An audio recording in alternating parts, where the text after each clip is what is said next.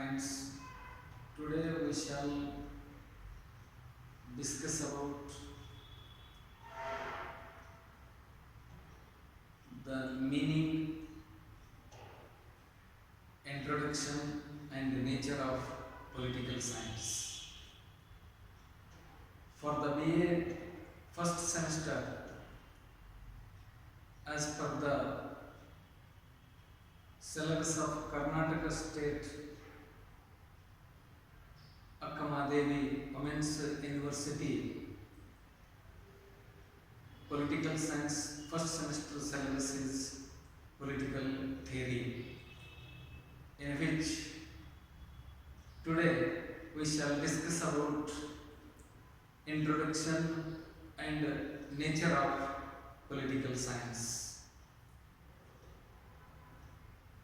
ಕರ್ನಾಟಕ ರಾಜ್ಯದ ಅಕ್ಕಮಹಾದೇವಿ ಮಹಿಳಾ ವಿಶ್ವವಿದ್ಯಾಲಯದ BA ಪ್ರಥಮ ಸೆಮಿಸ್ಟರ್ ಪಠ್ಯಕ್ರಮಕ್ಕೆ ಅನುಗುಣವಾಗಿ ನಾವು ಪ್ರಥಮ ಸೆಮಿಸ್ಟರ್ನಲ್ಲಿ ರಾಜಕೀಯ ಸಿದ್ಧಾಂತವೆಂಬ ಪತ್ರಿಕೆಯನ್ನು ಕುರಿತು ಅಭ್ಯಾಸ ಮಾಡಬೇಕಾಗಿದೆ.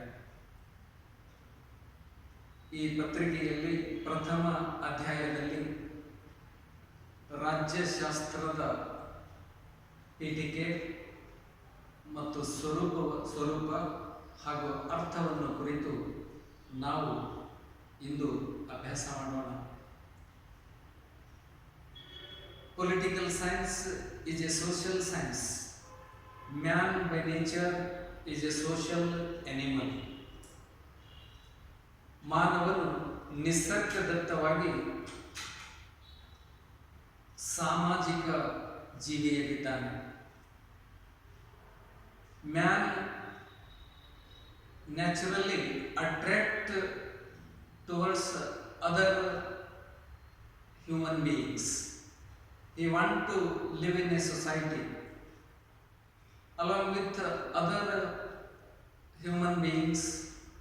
He can attain all his needs and aspirations. Therefore, man living in the society. Likewise, all other social sciences, political science is a social science.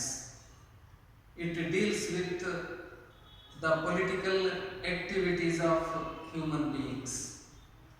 Likewise, the sociology, economics, psychology, anthropology, etc. Political science is also a social science. Sociology deals with the social relations, marriage, family, and joint family, religion, caste system, etc. Likewise, economics is the study of economic activities of people living in the society.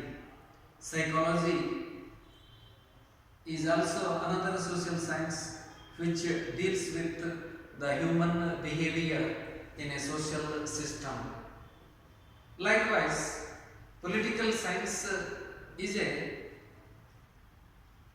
social science which deals with the political activities of the human beings and the emergence of the state system. ರಾಜ್ಯಶಾಸ್ತ್ರವು ಸಾಮಾಜಿಕ ವಿಜ್ಞಾನವಾಗಿದೆ. ಮಾನವನು ಸಮಾಜದಲ್ಲಿ ವಾಸವಾಗಿರಲು ಬಯಸುತ್ತಾನೆ. ಮನುಷ್ಯನ ಬೇಡಿಕೆಗಳು ಈಡೇರಬೇಕಾದರೆ ಏಕಾಂಗಿಯಾಗಿ ಒಬ್ಬಂಟಿಯಾಗಿ ಒಬ್ಬ ಮನುಷ್ಯನು ತನ್ನ ಅವಶ್ಯಕತೆಗಳನ್ನು ಪೂರೈಸಿಕೊಳ್ಳಲು ಸಾಧ್ಯವಿಲ್ಲ. ಅನೇಕ ಜನರ ಜೊತೆಗೂಡಿ ಆತನು ಜೀವಿಸಿದಾಗ ಬೇರೆಯವರ ಸಹಕಾರವನ್ನು ಪಡೆದು ತನ್ನಲ್ಲಿರುವುದನ್ನು ಬೇರೆಯವರಿಗೆ ಕೊಟ್ಟು ಬೇರೆಯವರಲ್ಲಿ ಇರುವುದನ್ನು ತಾನು ಪಡೆದು ತನ್ನ ಜೀವನವನ್ನು ಸಾಗಿಸಬೇಕಾಗುತ್ತದೆ. ಈ ವಿಷಯದಲ್ಲಿ ರಾಜ್ಯಶಾಸ್ತ್ರವು ಒಂದು ಸಮಾಜ ವಿಜ್ಞಾನವಾಗಿದೆ. ಹೇಗೆ ಸಮಾಜಶಾಸ್ತ್ರ ಒಂದು ಸಾಮಾಜಿಕ ವಿಜ್ಞಾನವಾಗಿದೆ, ಅರ್ಥಶಾಸ್ತ್ರ ಒಂದು ಸಾಮಾಜಿಕ ವಿಜ್ಞಾನವಾಗಿದೆ, ಅದೇ ರೀತಿ ಮನೋವಿಜ್ಞಾನ ಒಂದು ಸಾಮಾಜಿಕ ವಿಜ್ಞಾನವಾಗಿದೆ. ಅದೇ ಥರ ರಾಜ್ಯಶಾಸ್ತ್ರವು ಕೂಡ ಒಂದು ಸಾಮಾಜಿಕ ವಿಜ್ಞಾನ.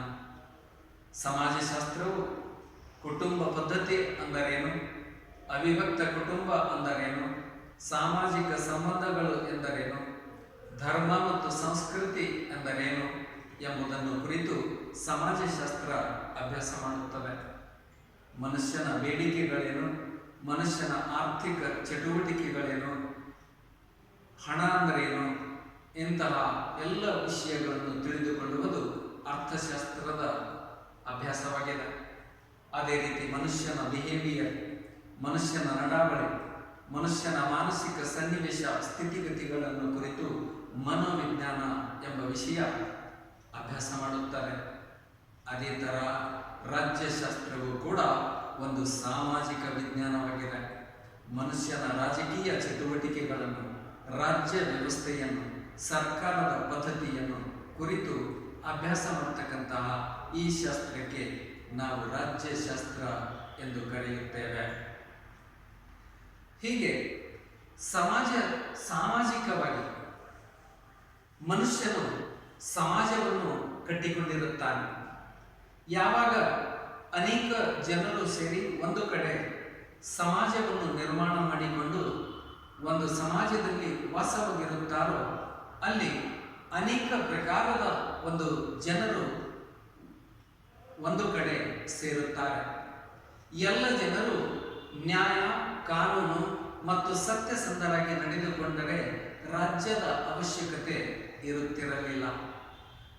ಸಮಾಜವೆಂದ ಮೇಲೆ ಮನುಷ್ಯರಲ್ಲಿ ಕೆಲವರು ಒಳ್ಳೆಯವರು, ಕೆಲವರು ಕೆಟ್ಟವರು, ಈ ರೀತಿಯಾದಂತಹ ಒಂದು ಸ್ವಾಭಾವಿಕ ಗುಣ ಪ್ರತಿಯೊಬ್ಬ ಮನುಷ್ಯರಲ್ಲಿ ನಿಸರ್ಗದತ್ತವಾಗಿ ಬಂದಿರುತ್ತವೆ.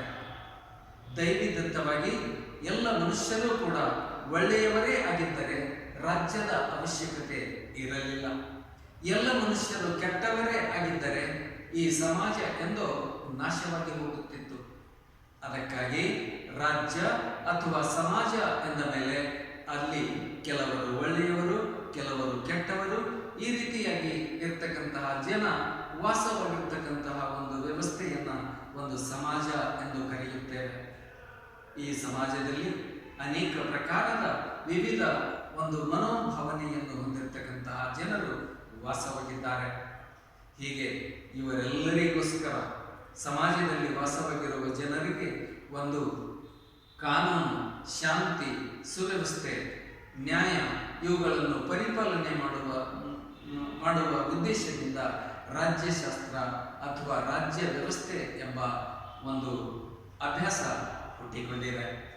ಹೀಗೆ ರಾಜ್ಯಶಾಸ್ತ್ರ ಸಮಾಜದಲ್ಲಿ ನ್ಯಾಯ ಸ್ಥಾಪನೆಗಾಗಿ, ಸಮಾಜದಲ್ಲಿ ಕಾನೂನು ಸ್ಥಾಪನೆಗಾಗಿ, ಮನುಷ್ಯನ ಚಟುವಟಿಕೆ, ಮನುಷ್ಯನ ಒಂದು ನಡಾವಳಿಯನ್ನು ನಿಯಂತ್ರಿಸುವ ಉದ್ದೇಶಕ್ಕಾಗಿ ರಾಜ್ಯ ಎಂಬ ಸಂಸ್ಥೆ ಹುಟ್ಟಿಕೊಂಡಿದೆ.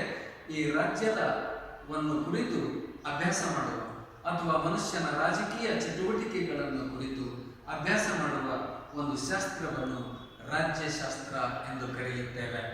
ಹೀಗೆ ಸಮಾಜದಲ್ಲಿ ಅನೇಕ ಪ್ರಕಾರದ ಜನರು ವಾಸವಾಗಿರುವುದರಿಂದ ಆ ಎಲ್ಲ ಜನರಲ್ಲಿ ಒಂದು ಸಂಘಟಿತವಾಗಿ ರಾಜಕೀಯ ಒಂದು ಕ್ಷೇತ್ರದಲ್ಲಿ ರಾಜ್ಯವನ್ನು ಏಕೆ ಕಟ್ಟಿಕೊಳ್ಳಬೇಕು, ರಾಜ್ಯದ ಉದ್ದೇಶ ಏನು ಮತ್ತು ಮನುಷ್ಯನ ರಾಜಕೀಯ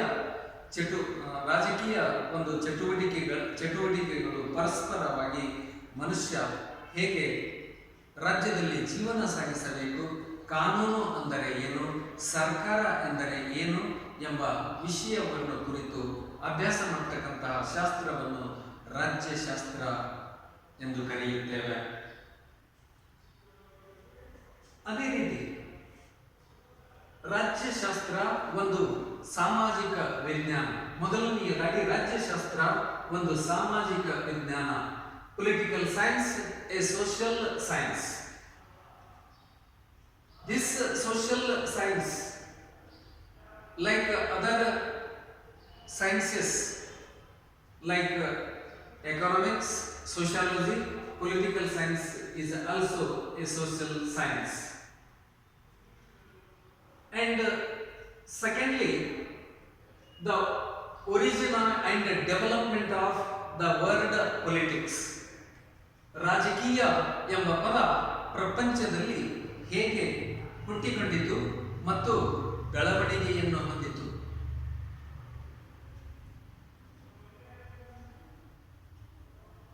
Word political science is derived from the Greek word polis, which means the city state. The word politics is derived from the Greek word polis, which means city states. That means political science is the study of activities of city states. In ancient Greece, around 2500 years back, there was number of cities, small city states in ancient Greece. These small city states were consisting of 500 to 1000 population. This number of small population living in those times in ancient Greek city states, due to the minimum number of population or the people living in ancient Greek city states, they came close to each other and they meet together and they will discuss their political activities and the functions of the city states, the governmental system of their city states, and administration of the city states. They will take their own decisions and they will decide the functions of the government. This sort of power and responsibility vested in the hands of the people. Therefore, word politics is derived from the Greek word polis, and polis means a city state, and the political science was the study of activities of the police. Activities of the police or activities of the city states. ರಾಜ್ಯಶಾಸ್ತ್ರವೆಂಬ Kannada ಪದ English ಪದವಾದ political science ಎಂಬ ಪದದ ಭಾಷಾಂತರವಾಗಿದೆ. Political science ಎಂಬ English ಪದವನ್ನು ಕನ್ನಡದಲ್ಲಿ ಭಾಷಾಂತರಿಸಿದಾಗ ಅದನ್ನು ರಾಜ್ಯಶಾಸ್ತ್ರ ಎಂದು ಕರೆಯುತ್ತೇವೆ. Political science ಅಥವಾ ಪೊಲಿಟಿಕ್ಸ್ ಎಂಬ ಪದ ಗ್ರೀಕ್ ಪದವಾದ ಪೋಲಿಸ್ ಎಂಬ ಪದದಿಂದ ಹುಟ್ಟಿಕೊಂಡಿದೆ. ಪೋಲಿಸ್ ಎಂದರೆ ನಗರ ರಾಜ್ಯಗಳು ಎಂದು ಅರ್ಥವಾಗುತ್ತದೆ. 2500 ವರ್ಷಗಳ ಹಿಂದೆ ಪುರಾತನ ಗ್ರೀಕ್ ದೇಶದಲ್ಲಿ ಸಣ್ಣ ಸಣ್ಣ ನಗರ ರಾಜ್ಯಗಳು ಅಸ್ತಿತ್ವದಲ್ಲಿದ್ದವು. ಒಂದೊಂದು ನಗರ ರಾಜ್ಯದಲ್ಲಿ ಕೇವಲ 500ರಿಂದ 1000 ಜನಸಂಖ್ಯೆ ಮಾತ್ರ ವಾಸವಾಗಿರುತ್ತಿದ್ದರು. ಅಥೆನ್ಸ್, ಸ್ಪಾರ್ಟಾ ಎನ್ನುವ ಮುಂತಾದ ಹೆಸರಿನ ನಗರ ರಾಜ್ಯಗಳು ಪ್ರಾಚೀನ ಗ್ರೀಕ್ ದೇಶದಲ್ಲಿ ಅಸ್ತಿತ್ವದಲ್ಲಿದ್ದವು. ಈ ನಗರ ರಾಜ್ಯಗಳ ಜನಸಂಖ್ಯೆ ಕಡಿಮೆ ಪ್ರಮಾಣದಲ್ಲಿದ್ದುದರಿಂದ ಪರಸ್ಪರ ಜನರು ಒಬ್ಬರಿಗೊಬ್ಬರು ಭೇಟಿಯಾಗಿ ರಾಜಕೀಯ ವಿಷಯಗಳನ್ನು ಕುರಿತು ಚರ್ಚೆ ಮಾಡುತ್ತಿದ್ದರು. ತಮ್ಮ ಸರ್ಕಾರ ಹೇಗಿರಬೇಕು, ತಮ್ಮ ರಾಷ್ಟ್ರದ ಅಥವಾ ತಮ್ಮ ರಾಜ್ಯದ ಕೆಲಸ ಕಾರ್ಯಗಳು ಏನು, ರಾಜ್ಯದ ಧ್ಯೇಯೋದ್ದೇಶಗಳು ಏನು, ಸರ್ಕಾರದ ಕಾರ್ಯಕ್ರಮ ಮತ್ತು ಯೋಜನೆಗಳು ಯಾವುವು ಎಂಬುದನ್ನು ಕುರಿತು ಜನರು ತಮ್ಮೊಳಗೆ ಚರ್ಚೆ ಮಾಡಿ ತಮ್ಮ ಆಡಳಿತವನ್ನು ತಮ್ಮ ಸರ್ಕಾರದ ಕೆಲಸ ಮತ್ತು ಕಾರ್ಯಗಳನ್ನು ಕುರಿತು ತಾವೇ ನಿರ್ಧಾರವನ್ನು ತೆಗೆದುಕೊಳ್ಳುತ್ತಿದ್ದರು. ಅದಕ್ಕಾಗಿ ಈ ರೀತಿ ರಾಜ್ಯ ವ್ಯವಸ್ಥೆಯಲ್ಲಿ ನಗರ ರಾಜ್ಯಗಳ ಒಂದು ಮೂಲಕ ನಗರ ರಾಜ್ಯಗಳ ಆಡಳಿತ ವ್ಯವಸ್ಥೆಯನ್ನು ನೋಡಿಕೊಳ್ತಕ್ಕಂತಹ ಒಂದು ಶಾಸ್ತ್ರ ಅಥವಾ ವಿಜ್ಞಾನವನ್ನು ರಾಜ್ಯಶಾಸ್ತ್ರ ಎಂದು ಗ್ರೀಕ್ ದೇಶದಲ್ಲಿ ಕರೆಯಲಾಗುತ್ತಿತ್ತು. ಹೀಗೆ ಪೊಲೀಸ್ ಎಂಬ ಪದದಿಂದ ಪೊಲಿಟಿಕ್ಸ್ ಎಂಬ ಪದ ಹುಟ್ಟಿಕೊಂಡಿದೆ. ಇದು ಗ್ರೀಕ್ ಪದವಾಗಿರ್ತಕ್ಕಂತಹ ಪೊಲೀಸ್ ಎಂಬ ಪದದಿಂದ ಹುಟ್ಟಿಕೊಂಡಿದೆ. ಪ್ರಾಚೀನ ಗ್ರೀಕ್ ದೇಶದಲ್ಲಿ ನಾಗರಿಕತ್ವ ಅತ್ಯಂತ ಒಂದು ಪ್ರಮುಖವಾಗಿತ್ತು. ಎಲ್ಲ ಗ್ರೀಕ್ ದೇಶದ ಪ್ರಜೆಗಳಿಗೆ ಯಾರು ಸಮರ್ಥರಾಗಿದ್ದಾರೆ, ಯಾರು ರಾಷ್ಟ್ರದ ಆಡಳಿತದಲ್ಲಿ ಭಾಗವಹಿಸುವ ಸಾಮರ್ಥ್ಯವನ್ನು ಹೊಂದಿದ್ದಾರೆ, ಅವರಿಗೆ ಗ್ರೀಕ್ ದೇಶದಲ್ಲಿ ನಾಗರಿಕತ್ವದ ಹಕ್ಕುಗಳನ್ನು ನೀಡಲಾಗುತ್ತಿತ್ತು. The father of political science, Aristotle, said that citizenship means the capacity to rule and be ruled in turn. ನಾಗರಿಕತ್ವವೆಂದರೆ ರಾಷ್ಟ್ರವನ್ನು ಆಳುವ ಮತ್ತು ಆಳಿಸಿಕೊಳ್ಳುವ ಸಾಮರ್ಥ್ಯವನ್ನು ಹೊಂದಿರತಕ್ಕಂತಹ ವ್ಯವಸ್ಥೆಯನ್ನು ನಾಗರಿಕತ್ವ ಎಂದು ಪುರಾತನ ಗ್ರೀಕ್ ದೇಶದಲ್ಲಿ ಕರೆಯಲಾಗುತ್ತಿತ್ತು. ನಾಗರಿಕನಾಗಿರ್ತಕ್ಕಂತಹ ವ್ಯಕ್ತಿ, ಸಿಟಿಜನ್, ತಾನು ರಾಷ್ಟ್ರದ ಆಡಳಿತವನ್ನು ಮಾಡಬೇಕು, ಆಡಳಿತವನ್ನು ಸಾಗಿಸುವ ಸಾಮರ್ಥ್ಯವನ್ನು ಹೊಂದಿರಬೇಕು ಹಾಗೂ ರಾಜ್ಯದ ತಾನು ಆಳಿಸಿಕೊಳ್ಳುವ ಸಾಮರ್ಥ್ಯವನ್ನು ಹೊಂದಿರಬೇಕು. ಅಂದರೆ ಆಡಳಿತ ನಡೆಸುವ ಜ್ಞಾನವೂ ಬೇಕು, ಆಡಳಿತ ನಡೆಸಿಕೊಳ್ಳುವ ಜ್ಞಾನವೂ ಬೇಕು. ಅಂದರೆ ಸರ್ಕಾರವನ್ನು ನಡೆಸುವ ಸಾಮರ್ಥ್ಯವೂ ಬೇಕು. ಇನ್ನೊಬ್ಬರು ಸರ್ಕಾರ ನಡೆಸಿದಾಗ ಅದನ್ನು ಸರಿಪಡಿಸುವ, ಸರ್ಕಾರವನ್ನು ಪ್ರಶ್ನಿಸುವ ಸಾಮರ್ಥ್ಯವೂ ಕೂಡ ಪ್ರಜೆಗಳಿಗಿರಬೇಕು. ಅಂದಾಗ ಮಾತ್ರ ಅವರು ನಾಗರಿಕ ಒಂದು ಸಾಮರ್ಥ್ಯ ಹೊಂದಿದವರು ಎಂಬ ಭಾವನೆ ಗ್ರೀಕ್ ದೇಶದಲ್ಲಿ ಆಗ ಅಸ್ತಿತ್ವದಲ್ಲಿತ್ತು. ಅದೇ ರೀತಿ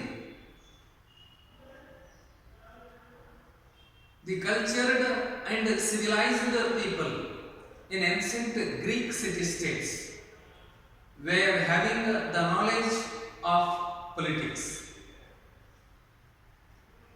ಪುರಾತನ ಗ್ರೀಕ್ ದೇಶದಲ್ಲಿ ಯಾರು ಸುಸಂಸ್ಕೃತರು, ಯಾರು ನಾಗರಿಕರು, ಯಾರು ಬುದ್ಧಿವಂತರಾಗಿದ್ದಾರೆ ಅಂಥವರಿಗೆ ಮಾತ್ರ ನಾಗರಿಕತ್ವದ ಹಕ್ಕುಗಳನ್ನು ನೀಡಲಾಗುತ್ತಿತ್ತು ಅಥವಾ ನಾಗರಿಕರೆಂದು ಕರೆಯಲಾಗುತ್ತಿತ್ತು. Those who are not at all interested in the politics, those who are not having the knowledge and understanding of the political institutions, they were treated as uncivilized and uncultured people in ancient Greek city-states. The citizens must have the knowledge of the political institutions and the knowledge of politics, then only they will be treated as the citizens, the cultured people, the civilized people. ಪುರಾತನ Greek ದೇಶದಲ್ಲಿ ಯಾರಿಗೆ ರಾಜಕೀಯ ಜ್ಞಾನ ಇದೆಯೋ, ಯಾರು ರಾಜ್ಯಶಾಸ್ತ್ರವನ್ನು ತಿಳಿದುಕೊಂಡಿದ್ದಾರೋ, ಯಾರು ರಾಜಕೀಯ ವ್ಯವಸ್ಥೆಯ ಬಗ್ಗೆ ಜ್ಞಾನವನ್ನು ಹೊಂದಿದ್ದಾರೋ ಅಂಥವರನ್ನು ಸುಸಂಸ್ಕೃತರು, ನಾಗರಿಕರು ಎಂದು ಕರೆಯಲಾಗುತ್ತಿತ್ತು. ಯಾರು ರಾಜಕೀಯದ ಬಗ್ಗೆ ಆಸಕ್ತಿ ಹೊಂದಿರುವುದಿಲ್ಲವೋ ಅವರನ್ನು ಅಸಂಸ್ಕೃತರು, ಅನಾಗರಿಕರು ಎಂದು ಪರಿಗಣಿಸಲಾಗುತ್ತಿತ್ತು. ಹೀಗೆ ರಾಜ್ಯಶಾಸ್ತ್ರ ಎಂದರೆ ಮಾನವನ ರಾಜಕೀಯ ಚಟುವಟಿಕೆಗಳನ್ನು ಕುರಿತು ಅಭ್ಯಾಸ ಮಾಡತಕ್ಕಂತಹ ಶಾಸ್ತ್ರ. ಇದು ಪುರಾತನ ಗ್ರೀಕ್ ದೇಶದಲ್ಲಿ ಹುಟ್ಟಿಕೊಂಡು ಆನಂತರ ಜಗತ್ತಿನ ಬೇರೆ ಬೇರೆ ರಾಷ್ಟ್ರಗಳಿಗೆ ರಾಷ್ಟ್ರಗಳಾದ್ಯಂತ ವ್ಯಾಪಿಸಿ ಪ್ರಪಂಚದಲ್ಲಿ ಇಂದು ಆಧುನಿಕ ಶಾಸ್ತ್ರವಾಗಿ ಇಂದು ಅಸ್ತಿತ್ವವನ್ನು ಪಡೆದುಕೊಂಡಿದೆ. Now we shall discuss about the meaning and definitions of political science. Meaning and definitions of political science.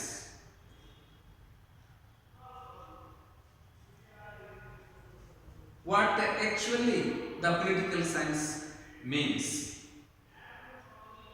What is the content of the political science?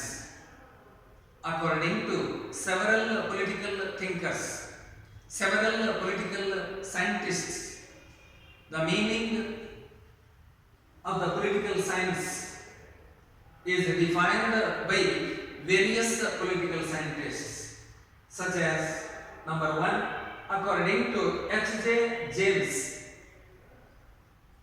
According to H.J. James, political science is the study of state. The first definition, according to H.J. James, is the political science is the study of state. State is organized political community. State is a sovereign body, sovereign authority, and political science is the study of state. That is the study of state is the concentration and the main theme of the political science. H.J. James ಅವರ ಪ್ರಕಾರ ರಾಜ್ಯಶಾಸ್ತ್ರ ರಾಜ್ಯವನ್ನು ಕುರಿತು ಅಭ್ಯಾಸ ಮಾಡುವ ಶಾಸ್ತ್ರವಾಗಿದೆ. ರಾಜ್ಯವೆಂದರೆ ಒಂದು ಸಂಘಟಿತ ರಾಜಕೀಯ ವ್ಯವಸ್ಥೆ, ಪರಮಾಧಿಕಾರವನ್ನು ಪಡೆದ ಒಂದು ನಿರ್ದಿಷ್ಟ ಭೂಪ್ರದೇಶದಲ್ಲಿ ತನ್ನ ಪರಮಾಧಿಕಾರವನ್ನು ಸ್ಥಾಪಿಸಿರುವ ಒಂದು ವ್ಯವಸ್ಥೆಗೆ ರಾಜ್ಯವೆಂದು ಕರೆಯುತ್ತೇವೆ. ಅನೇಕ ಜನರು ಒಂದು ಪ್ರದೇಶದಲ್ಲಿ ವಾಸವಾಗಿರುವ ಅನೇಕ ಜನರು ಒಟ್ಟಿಗೆ ಜೀವನ ಸಾಗಿಸುತ್ತಾ ಅವರೆಲ್ಲರೂ ತಮ್ಮ ಜೀವನವನ್ನು ನಡೆಸ್ತಕ್ಕಂತಹ, ಜೀವನವನ್ನು ಸಾಗಿಸ್ತಕ್ಕಂತಹ ರಾಜ್ಯವನ್ನು ನಿರ್ಮಾಣ ಮಾಡಿಕೊಂಡು ಆ ರಾಜ್ಯದ ಪರಮಾಧಿಕಾರಕ್ಕೆ, ಸಾರ್ವಭೌಮ ಅಧಿಕಾರಕ್ಕೆ ಎಲ್ಲರೂ ತಲೆಬಾಗಿ ನಡೆಯುವಂತಹ ಒಂದು ವ್ಯವಸ್ಥೆಗೆ ರಾಜ್ಯವೆಂದು ಕರೆಯುತ್ತೇವೆ. ಆ ರಾಜ್ಯವನ್ನು ಕುರಿತು, ರಾಷ್ಟ್ರವನ್ನು ಕುರಿತು, ಪರಮಾಧಿಕಾರವನ್ನು ಕುರಿತು, ಅದರ ಚಟುವಟಿಕೆಗಳನ್ನು ಕುರಿತು, ರಾಜ್ಯದ ಕೆಲಸ ಮತ್ತು ಕರ್ತವ್ಯಗಳನ್ನು ಕುರಿತು ಅಭ್ಯಾಸ ಮಾಡ್ತಕ್ಕಂತಹ ವಿಷಯಕ್ಕೆ, ಅಭ್ಯಾಸ ಮಾಡ್ತಕ್ಕಂತಹ ಶಾಸ್ತ್ರಕ್ಕೆ ರಾಜ್ಯಶಾಸ್ತ್ರ ಎಂದು H.J. ಜೇಮ್ಸ್ ಎಂಬ ತಜ್ಞರು ಕರೆದಿದ್ದಾರೆ. Nextly Paul Janet. According to Paul Janet, political science is a sociology. Political science is a sociology which deals with the origin of state and principles of government. Political science is a sociology which deals with the origin of state and principles of government. Paul Janet is another political scientist. Paul Janet is another political scientist who said that political science is nothing but a sociology. Sociology is another social science. Political science is just like a sociology that deals with the origin of the state, how the state is existed, how the state came into existence, what is the content, how the state is established on this earth, and after establishment of the state, the establishment of the government, the principles on which the government will be managed, the principles on which the functions of the government will be taken into consideration. That the political science deals with the origin of the state and the principles of government.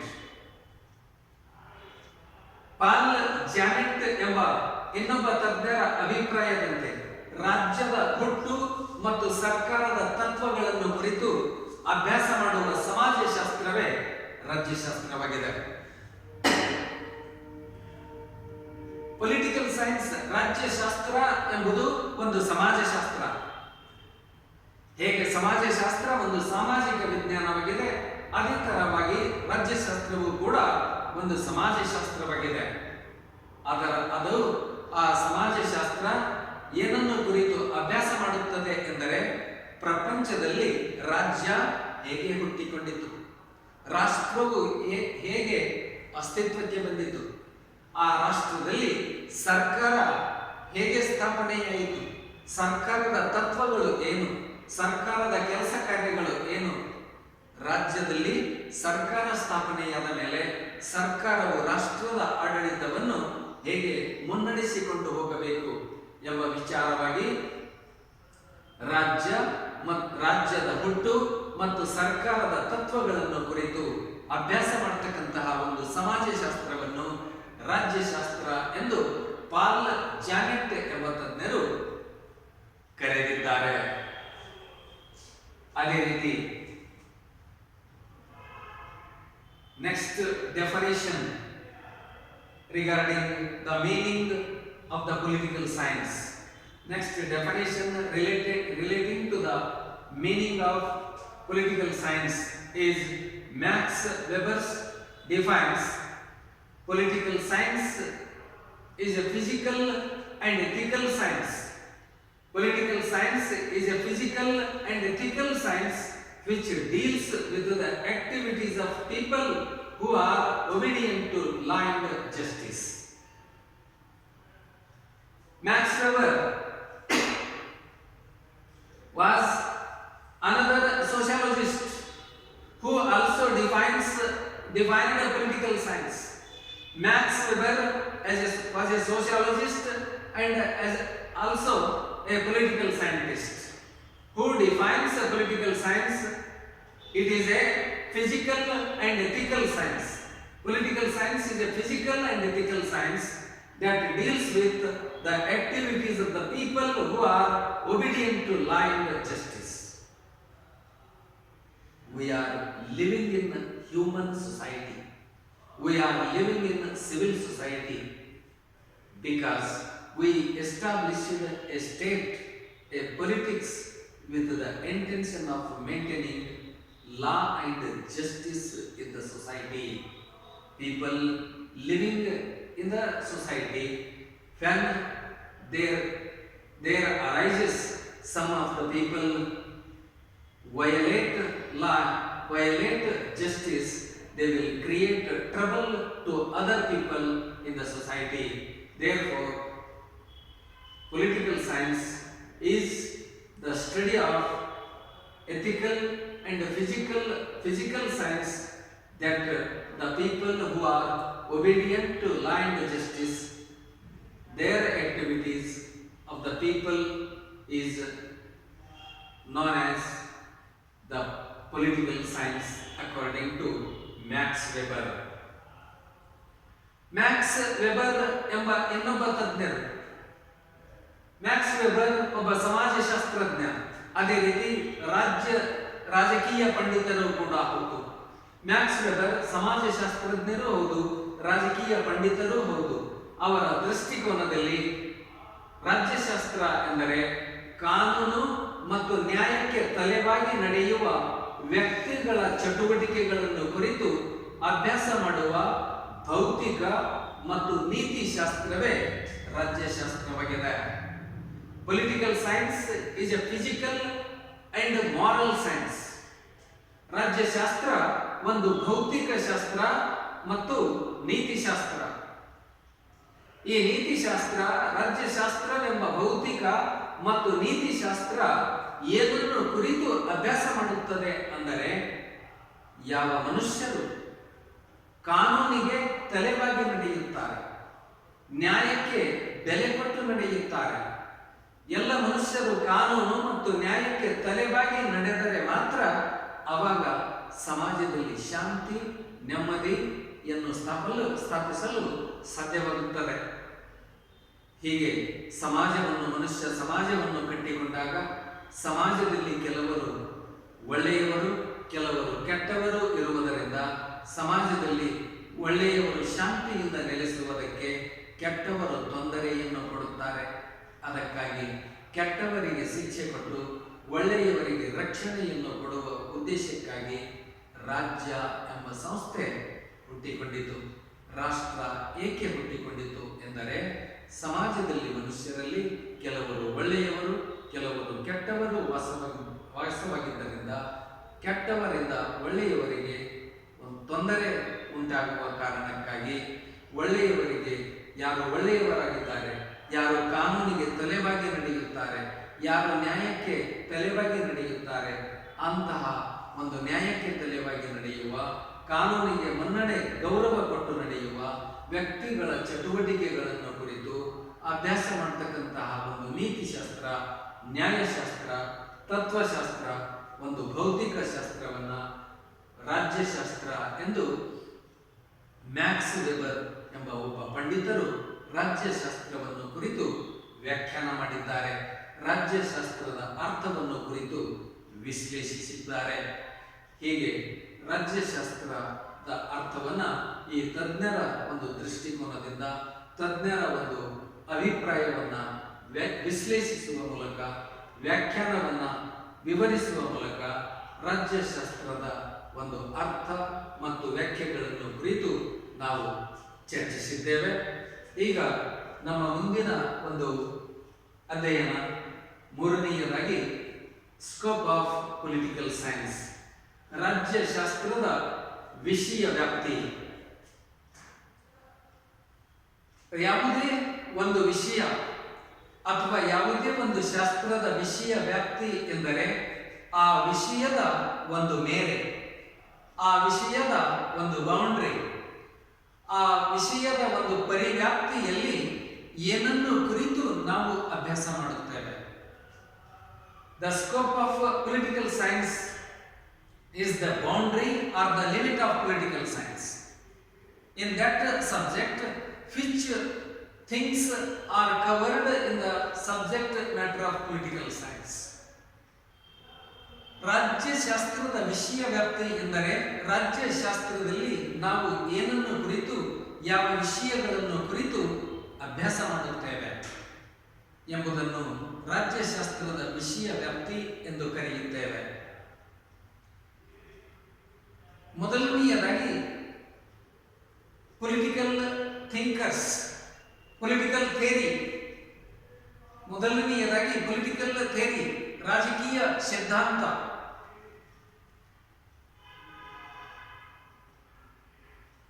ರಾಜ್ಯಶಾಸ್ತ್ರದ ವಿಷಯ ವ್ಯಾಪ್ತಿಯಲ್ಲಿ ರಾಜಕೀಯ ಸಿದ್ಧಾಂತವನ್ನು ಕುರಿತು ನಾವು ಅಭ್ಯಾಸ ಮಾಡುತ್ತೇವೆ. In the scope of political science, the political theory developed by various political scientists, they predicts their own views relating to the concepts of the politics. In a political theory, the divine theory, the social contract theory, theory of anarchism, Marxian theory of Marxian theory of state, etc. are the several theories of state. According to divine theory, state is the march of God on this earth. Divine theory says that God, it is impossible for God to look after all the people living in the world by himself. Therefore, he establishes state on this earth. Likewise, social contract theory says that Man, by entering into the social contract, they establishes state on this earth. Marxian theory of state says that it is the decision of the capitalist society with their protection, with their selfish interests,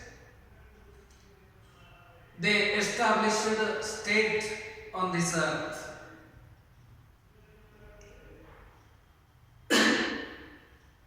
Anarchism,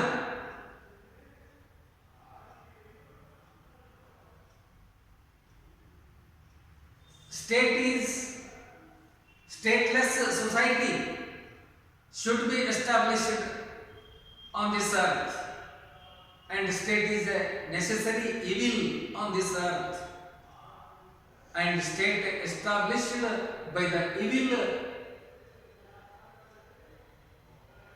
nature of human beings, evil nature of human beings, state established on this earth is the philosophy of the anarchism.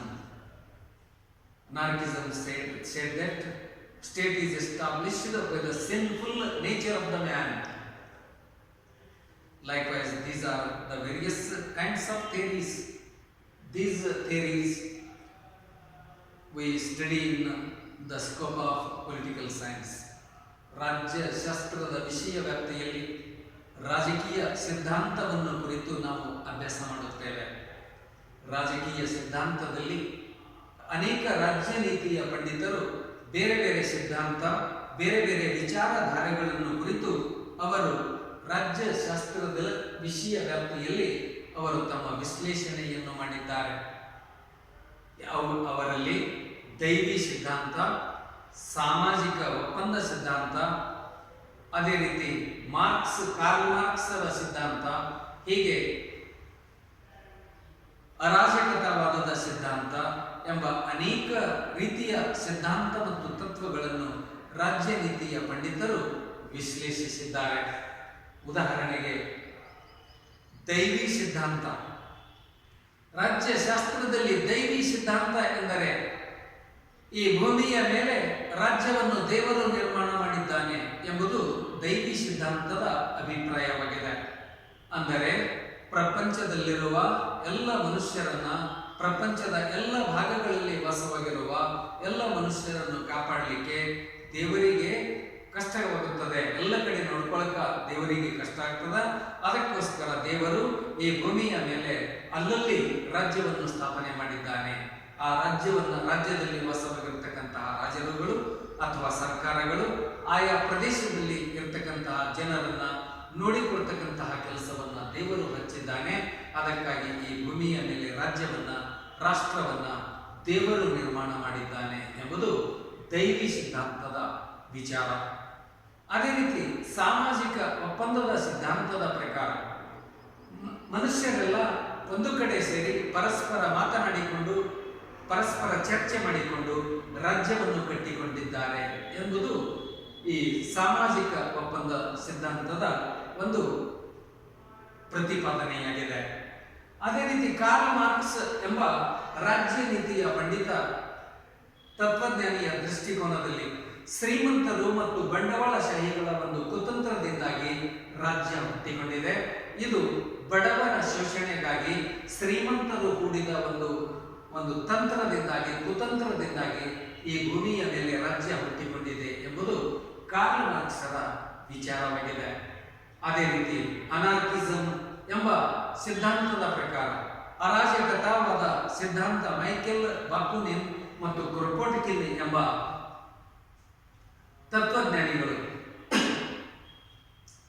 ಎಂಬ ಅರಾಜಕತಾವಾದ ಸಿದ್ಧಾಂತವಾದಿಗಳ ಪ್ರಕಾರ ಈ ಭೂಮಿಯ ಮೇಲೆ ಮನುಷ್ಯನು ಹಿಂದಿನ ಜನ್ಮದಲ್ಲಿ ಮಾಡಿದ ಪಾಪ ಕರ್ಮಗಳಿಂದಾಗಿ ಈ ಜನ್ಮದಲ್ಲಿ ಮನುಷ್ಯನು ರಾಜ್ಯದಲ್ಲಿ ಹುಟ್ಟುತ್ತಾನೆ ಎಂಬ ಸಿದ್ಧಾಂತವನ್ನ ಅರಾಜಕತಾವಾದದ ಸಿದ್ಧಾಂತವಾದಿಗಳು ಪ್ರತಿಪಾದಿಸಿದ್ದಾರೆ.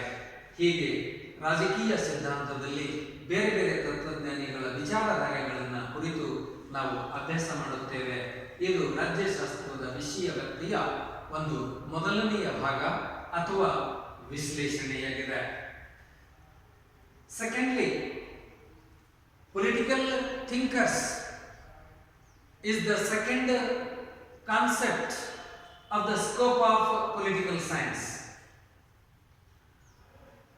Political thinkers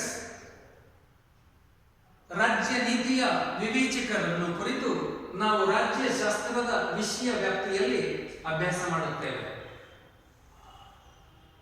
Among the political thinkers, Plato was one of the greatest political thinker who predicts the concept of the ideal state.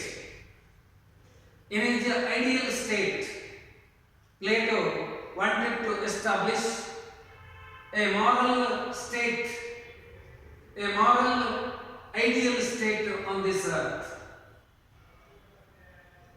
Likewise, Aristotle, a father of political science, also wanted to establish state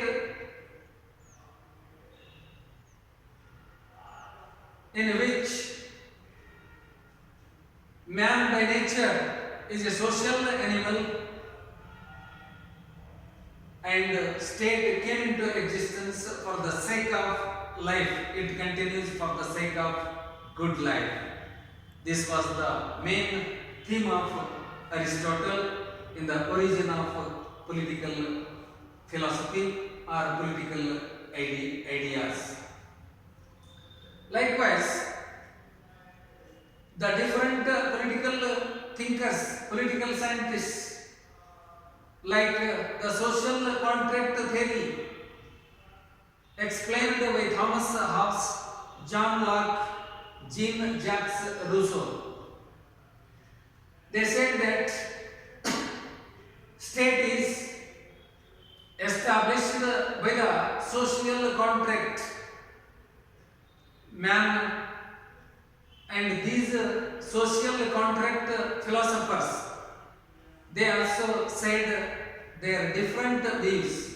Thomas Hobbes, John Locke and Jean-Jacques Rousseau, these three social contracts expressed their views in a different manner relating to the political ideology or the political thought or political thinking.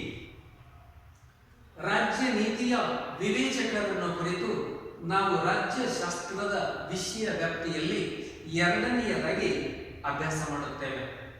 ರಾಜ್ಯ ನೀತಿಯ ವಿವೇಚಕರು ಅಥವಾ ರಾಜ್ಯ ನೀತಿಯ ಪಂಡಿತರು ಅಥವಾ ರಾಜಕೀಯ ತತ್ವಜ್ಞಾನಿಗಳನ್ನು ಕುರಿತು ಅಭ್ಯಾಸ ಮಾಡುತ್ತೇವೆ. ಇವರಲ್ಲಿ ಮೊದಲನೆಯದಾಗಿ ಪ್ಲೇಟೋ ರಾಜ್ಯಶಾಸ್ತ್ರದ ಒಂದು ಪುರಾತನ ಒಂದು ಕಾಲದಲ್ಲಿ ಗ್ರೀಕ್ ದೇಶದಲ್ಲಿ ರಾಜಕೀಯ ಪಂಡಿತರಾಗಿ ಪ್ಲೇಟೋ ರಾಜಕೀಯ ಸಿದ್ಧಾಂತವನ್ನು ತಮ್ಮ ರಿಪಬ್ಲಿಕ್ ಮತ್ತು ಸ್ಟೇಟ್ಸ್ಮೆನ್ ಎಂಬ ಗ್ರಂಥಗಳಲ್ಲಿ ಪ್ರಚುರಪಡಿಸಿದ್ದಾರೆ. ಆದರ್ಶ ರಾಜ್ಯ ಸಿದ್ಧಾಂತವನ್ನು ಕುರಿತು, ಆದರ್ಶ ರಾಷ್ಟ್ರವನ್ನು ಕುರಿತು ಪ್ಲೇಟೋ ತಮ್ಮ ರಾಜಕೀಯ ವಿಚಾರಧಾರೆಗಳನ್ನು ಮಂಡಿಸಿದ್ದಾರೆ. ರಾಜ್ಯಶಾಸ್ತ್ರ ಪ್ಲೇಟೋದ ದೃಷ್ಟಿಕೋನದಲ್ಲಿ ರಾಜ್ಯಶಾಸ್ತ್ರ ಒಂದು ನೈತಿಕ ವಿಜ್ಞಾನವಾಗಿದೆ. ಹೀಗೆ ರಾಜಕೀಯ ಅಧಿಕಾರ ಒಬ್ಬ ಪ್ರಾಮಾಣಿಕ ವ್ಯಕ್ತಿಗಳ ಕೈಯಲ್ಲಿ ಅಥವಾ ದೇಶಭಕ್ತರ ಕೈಯಲ್ಲಿ ರಾಜಕೀಯ ಅಧಿಕಾರವಿರಬೇಕು. ಆದರ್ಶ ರಾಷ್ಟ್ರವನ್ನು ಸ್ಥಾಪನೆ ಮಾಡಬೇಕು. ಆದರ್ಶ ರಾಷ್ಟ್ರದಲ್ಲಿ ಎಲ್ಲ ಮನುಷ್ಯರು ರಾಜ್ಯಭಾರ ಮಾಡ್ತಕ್ಕಂತಹ ರಾಜಕೀಯ ಅಧಿಕಾರವನ್ನು ಹೊಂದಿರತಕ್ಕಂತಹ ರಾಜಕಾರಣಿಗಳ ಕೈಗೆ ಅಥವಾ ಸೈನಿಕರ ಕೈಯಲ್ಲಿ ಖಾಸಗಿ ಆಸ್ತಿ ಇರಬಾರದು, ಕುಟುಂಬ ಪದ್ಧತಿಯನ್ನು ಹೊಂದಿರಬಾರದು, ಹೆಂಡತಿ ಮತ್ತು ಮಕ್ಕಳಿಲ್ಲದಂತಹ ಒಂದು ವ್ಯಕ್ತಿಗಳ ಕೈಯಲ್ಲಿ ರಾಜ್ಯದ ಆಡಳಿತ ಇರಬೇಕು ಎಂಬ ಒಂದು ಅಭಿಪ್ರಾಯವನ್ನು ಪ್ಲೇಟೋ ತನ್ನ ರಾಜ್ಯ ನೀತಿಯ ತತ್ವಜ್ಞಾನದಲ್ಲಿ ಪ್ರತಿಪಾದಿಸಿದ್ದಾರೆ. ಅದೇ ರೀತಿ ಅರಿಸ್ಟಾಟಲ್ ಪ್ಲೇಟೋರವರ ಶಿಷ್ಯನಾಗಿ ರಾಜ್ಯಶಾಸ್ತ್ರದ ಪಿತಾಮಹನಾಗಿ ಅರಿಸ್ಟಾಟಲ್ ಅವರ ಅಭಿಪ್ರಾಯದಂತೆ ಮಾನವನ ಅವಶ್ಯಕತೆಗಳಿಂದಾಗಿ ರಾಜ್ಯ ಹುಟ್ಟಿಕೊಂಡಿದೆ ಮತ್ತು ಮಾನವನ ಜೀವನವನ್ನು ಉತ್ತಮಪಡಿಸುವುದಕ್ಕಾಗಿ ರಾಷ್ಟ್ರ ಮುಂದುವರಿಯುತ್ತಿದೆ ಎಂಬ ವಿಚಾರವನ್ನು ಅರಿಸ್ಟಾಟಲ್ ಪ್ರತಿಪಾದಿಸಿದ್ದಾರೆ. ಹೀಗೆ ರಾಜಕೀಯ ಒಂದು ತತ್ವಜ್ಞಾನದಲ್ಲಿ ರಾಜ್ಯ ನೀತಿಯ ವಿವೇಚಕರಲ್ಲಿ ಪ್ಲೇಟೋ, ಅರಿಸ್ಟಾಟಲ್ ಮತ್ತು ಸಾಮಾಜಿಕ ಒಪ್ಪಂದದ ಸಿದ್ಧಾಂತವನ್ನು ಪ್ರತಿಪಾದಿಸಿರುವ Thomas Hobbes, John Locke, Jean Jacques Rousseau ಎಂಬ ತತ್ವಜ್ಞಾನಿಗಳು ತಮ್ಮದೇ ಆಗಿರತಕ್ಕಂತಹ ವೈವಿಧ್ಯಮಯ ವಿಚಾರಗಳಲ್ಲಿ ರಾಜಕೀಯ ಶಾಸ್ತ್ರವನ್ನು ಕುರಿತು, ರಾಜ್ಯ ನೀತಿಯ ವಿವೇಚನೆಯನ್ನು ಕುರಿತು, ಸಾಮಾಜಿಕ ಒಪ್ಪಂದದ ಮೂಲಕ ಹೇಗೆ ಈ ಭೂಮಿಯ ಮೇಲೆ ರಾಜ್ಯ ಹುಟ್ಟಿಕೊಂಡಿದೆ ಎಂಬ ವಿಚಾರಗಳನ್ನು ಕುರಿತು ಪ್ರತಿಪಾದಿಸಿದ್ದಾರೆ. ಇಂತಹ ಅಸಂಖ್ಯಾತ ತತ್ವಜ್ಞಾನಿಗಳು ಅಥವಾ ರಾಜ್ಯ ನೀತಿಯ ಪಂಡಿತರನ್ನು ಕುರಿತು ನಾವು ರಾಜ್ಯಶಾಸ್ತ್ರದ ವಿಷಯ ವ್ಯಾಪ್ತಿಯಲ್ಲಿ ಅಭ್ಯಾಸ ಮಾಡುತ್ತೇವೆ. ಅದೇ ರೀತಿ ಮೂರನೆಯದಾಗಿ